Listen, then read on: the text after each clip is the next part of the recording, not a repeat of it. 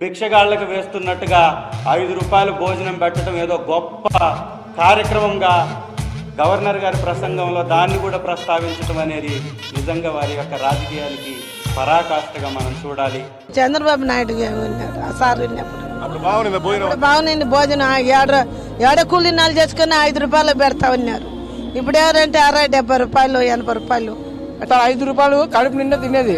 అప్పుడు అన్న క్యాంటీన్ ఉన్నప్పుడు పని ఉన్నా లేకపోయినా కడుపు నిండా తింటా ఉంటుంది. అన్న క్యాంటీన్ చెప్పాలంటే ఇంకా అలవి కాదు సార్ అది.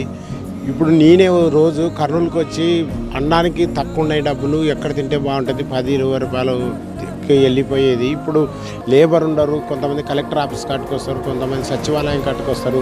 5 రూపాయలలో అన్నం తినిపోయినంటే ఎంత 110 రూపాయలు అన్నం భోంచేయాలంటే హోటల్లో 5 రూపాయలలో అన్నం తినిపోయినంటే ఎంత సంతోషం.